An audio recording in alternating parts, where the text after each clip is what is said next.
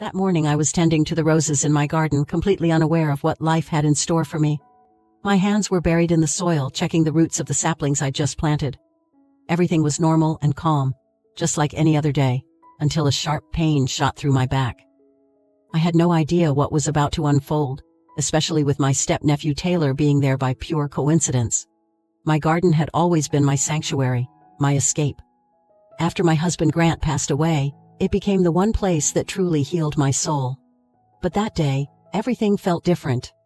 I was 67, but people would often say, "Nora, how do you manage to look so youthful at your age?" Honestly, there was no big secret. I just took care of myself. A healthy diet, regular exercise, and a determination to never lose the young woman inside me. But I'll admit, loneliness had sunk deep into my soul. My beauty might have still turned heads, but inside there was an emptiness I couldn't shake. As I was positioning one of the saplings, a sudden pain stabbed through my back. It was so sharp and unexpected that I dropped everything I was holding. For a moment I closed my eyes, trying to breathe through the pain, but it didn't help. The ache spread from my shoulder down my back, leaving me frozen in place, unable to move. Then, out of nowhere, I heard Taylor's voice. "Nora, are you okay?" My step-nephew Taylor, 22 years old, broad shoulders, muscular build, and the kind of face you'd see on a magazine cover. His blonde hair shimmered in the sunlight, and his piercing eyes were locked on me with concern. He had this natural charm, the kind that caught everyone's attention, even though he didn't seem to notice it himself. And now, all that youthful energy seemed completely focused on helping me. "My back," I managed to say, pointing to the spot where the pain was worst. "Something's wrong. I can't move. Are you ready for this? Because this isn't just any story. This is a journey where boundaries blur, emotions get tangled, and confessions linger like silent screams. Every moment might stir something inside you, pushing the limits of what you thought you knew.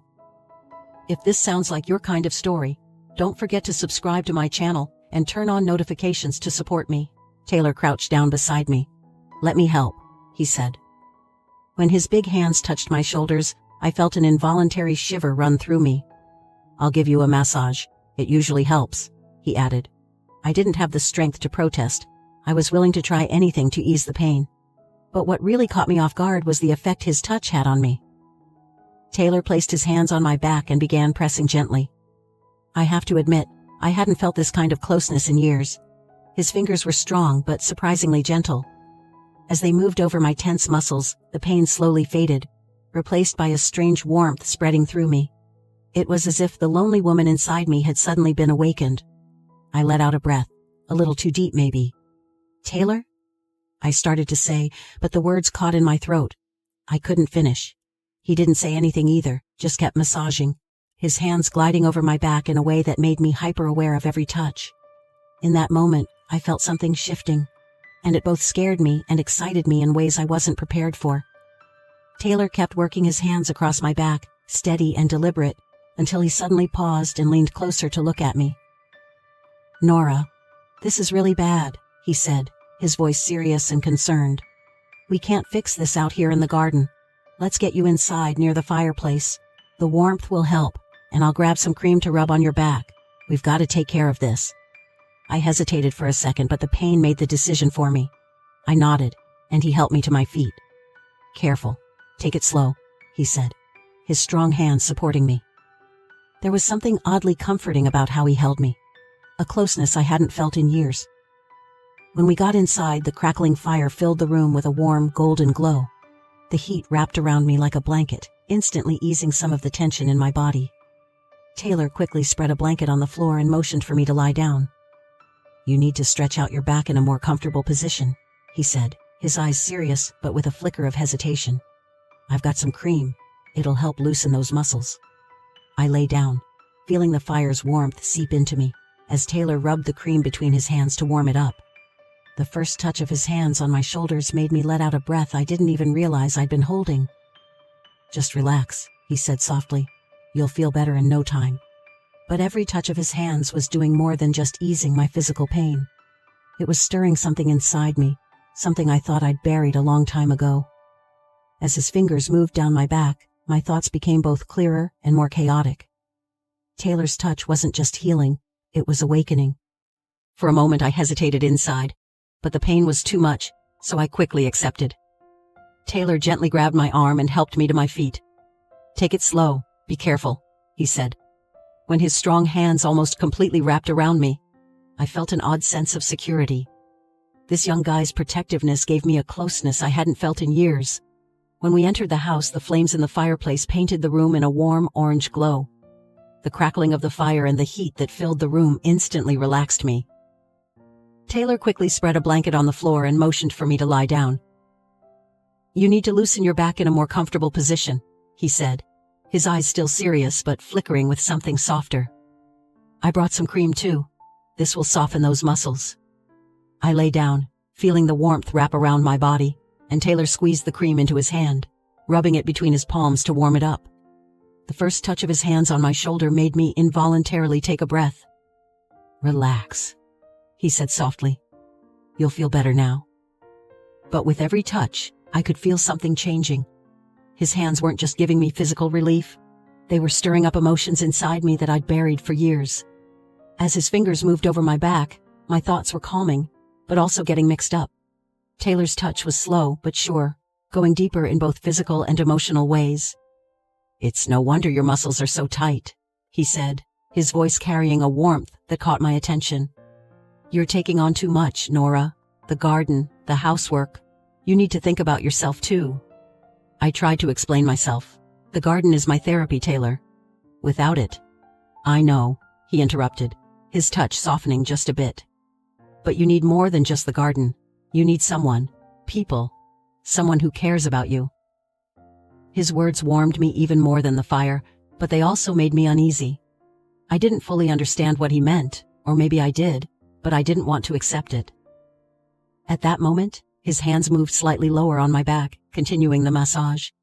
The warmth of his touch loosened the tight spots, but inside, it was creating a different kind of knot. Being this close to him felt both reassuring and terrifying. "Taylor," I finally said, my voice shaky. "You're really helping, but—" "I know," he said, his voice slower this time. "But everything will be okay. Just relax, Nora." I could feel his words were more than just simple advice. Like the flames of the fire, his presence was growing closer with every second. Taylor's hands gently slid lower down my back. As each muscle loosened with his touch, a strange sense of unease began to take over me. His warmth moved deeper, slow but determined. In that moment, my mind started to cloud, and an internal struggle was born. "Nora, stay calm," I told myself, but I couldn't seem to control it. As his warm hands moved lower, closer to my shoulders, my heart started pounding. On one side it was Taylor's proximity, and on the other the boundaries that years had set in place. Suddenly, the voice inside me screamed loudly, "He's your step-nephew, Nora! You shouldn't be doing this!" The fireplace had filled the whole room with a warm light, but after a while, that heat became unbearable. When I saw Taylor wipe the sweat from his forehead, my eyes couldn't help but drift to him. Suddenly he pulled up the bottom of his shirt, lifting it off. His muscular, sun-kissed body practically glowed in the firelight, almost like a sculpture. It's hard to explain what I felt in that moment. I hadn't felt this close to anyone in years. "This heat from the fire is too much," he said, dropping his shirt to the floor. His tone was casual, but the depth in his gaze left me frozen. Then his eyes met mine. "Nora, you're getting really hot too," he said, his voice soft but firm. "You'll feel worse if you keep that shirt on. Let me help you." My words got stuck in my throat. I thought about pushing back, but the sweat on my skin and the room's temperature had become unbearable. Slowly, I nodded. Taylor knelt next to me and reached for the hem of my shirt. I could feel his warm hands on my skin. The touch sent a shiver through me, but it wasn't cold. It was a kind of heat. He carefully pulled my shirt up, gently working it around my hair, and finally took it off and set it aside. At that moment, the air between us grew thicker. His eyes lingered on me for a second before he quickly turned his head away. Still, I didn't need to see his face to know the chaos those looks created inside me. "Nora?" Taylor said, his voice deeper, softer than before. "Do you feel better now?" "I think so," I replied, my voice cracking. My words couldn't hide the storm inside me. It wasn't just the heat. It was the warmth coming from Taylor's presence that was enveloping me. "Come on," he said, reaching out his hand. Let's go sit on the couch. You're uncomfortable here. I took his hand. The moment our fingers touched, I felt an electricity I hadn't felt in years. As he helped me to my feet, his strong arms kept me steady for a moment. Taylor's protective nature felt so clear, so natural, that the fears inside me began to melt away.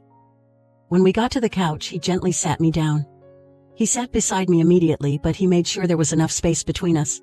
Even so, the tension in the room hadn't gone anywhere. There was something unspoken between us, but it was so hard, maybe impossible, to put it into words. Trying not to get lost in the depth of his gaze, I fought to suppress the turmoil inside me. But one thing was clear. Tonight, it was almost impossible to deny the weight of our feelings. After we sat down, the silence between us deepened with the crackling of the fire. My heart was beating so fast in my chest I could almost hear it. Taylor sitting next to me, his presence, his breath even, was affecting me. Being this close to him made me feel both nervous and strangely at peace. I turned my head for a moment, and our eyes met. There was something in his gaze, maybe curiosity, maybe something deeper. In that closeness, it was impossible to ignore the look in his eyes, deep, intense but also soft. In that moment it felt like the world had stopped. Taylor slowly reached his hand out to mine. When his fingers touched mine, a shiver ran through me. He wasn't saying anything, but there was so much in the silence. His gaze lingered on my lips for a second, and in that moment everything changed. He leaned toward me slowly. He was so close, his breath leaving a warmth on my skin. The voices inside me stopped. There was no right or wrong anymore. In that moment, there was only Taylor's eyes and his closeness to me. I closed my eyes and leaned in just a little toward him. When our lips met, it felt like time had stopped. The first touch was gentle, soft, and exploratory. But within seconds that gentleness turned into something more intense. His warmth, his breath, the feel of his lips. Everything seemed detached from reality. The loneliness, fear, and longing that had built up inside me were somehow merging with him in that moment. This wasn't just a kiss. It was the expression of years of bottled-up emotions, suppressed desires, and maybe even a hidden bond. As the kiss deepened, his hands gently roamed over my cheeks. My hands instinctively gripped his shoulders, the warmth of his skin radiating through my palms. Finally, we both pulled away at the same time. When our eyes met, our breaths were uneven, but the bond between us felt stronger than ever. Was there anything to say? I wasn't sure, but one thing was clear. Tonight, nothing between us would ever be the same. After the kiss, I realized I was breathless. My heart was pounding like it was about to burst out of my chest. When I looked into Taylor's eyes, I saw both a question and a deep desire. In that moment, my mind went completely quiet. My heart and body were the ones making the decisions now. "Taylor," I said, my voice shaky but my feelings clear. "Yes, I want you. I want you." The words left my lips, and something inside me snapped. The loneliness and fears I carried for years seemed to melt away in an instant. All that mattered was being here, right here, with him, in this moment. Taylor's face showed a brief flash of surprise, but then a slow smile spread across his face. The expression in his eyes mirrored the warmth surrounding me. "I want you too, Nora," he said, his voice both soft and firm. "I've been trying to hold back, but I can't anymore. I want you. I want to be with you." His words spread through me like waves, every word touching my heart. Taylor gently cupped my face in his hands and moved closer to me once more. This time there was no hesitation. We both knew exactly what we wanted. When his lips met mine again, the intensity of our emotions went beyond words. This moment was a turning point for me. Taylor's presence, his warmth, his words. Despite all my fears, I wasn't planning to stop anything now. I hadn't stopped anything. I had completely let myself go with the flow of my feelings. Now, with nothing but a thin sheet over us, breathless and tangled up in each other, Taylor was lying next to me. With a small smile on my face, I looked up at the ceiling and noticed our shirts and pants scattered on the floor. The night felt so surreal. It was like a dream. Taylor turned to face me, that captivating smile still on his face. His hand gently touched my cheek, his thumb briefly grazing my lips. "Nora," he said, his voice deep and soft. "I wouldn't trade this moment for anything." I turned to him, filled with the mixed emotions still running through me. and said in a voice full of gratitude, "Thank you, Taylor. I haven't felt this lonely in a long time, but you being this big, young, and handsome, I really like it." I had no intention of hiding the sincerity and thankfulness in my eyes. Taylor's lips curved upward, his signature charming smile spreading across his face. "Nora, do you know how beautiful you are?" he said. "And I'm not just talking about your looks. Being with you, it's a totally different feeling. Your warmth, your sincerity, everything. You make me feel better about myself." I couldn't tear my eyes away from his. His words, his touch, everything was so real and impactful that I wanted to etch this night into my memory forever. "I needed you, Taylor," I said honestly. "And you were here. I couldn't ask for more." Taylor smiled slightly and ran his fingers along the edge of the sheets. "I'll be coming here a lot, Nora. From now on, whenever you need me, I'll be here," he said, his voice carrying a tone of determination and sincerity. "Just to see you, just to give you these moments." In that moment, I felt like a new door was opening in my life. The burdens and loneliness of the past were slowly fading behind me. Having Taylor by my side filled me with a deep sense of trust and peace. I closed my eyes, took a deep breath, and moved a little closer to his warmth. This night was only the beginning for me, the first steps of a new journey, and knowing I wasn't alone anymore was more valuable than anything. I hope you liked my story. It really was an exciting journey, and I'm so happy to share it with you. If you want to hear more stories like this, don't forget to subscribe. If you turn on notifications, you'll be the first to know when a new episode drops. Also, your likes and comments mean the world to me. Hearing what you think and how you feel really motivates me. Your support helps me write more. Thank you so much, and I'll see you in the next story.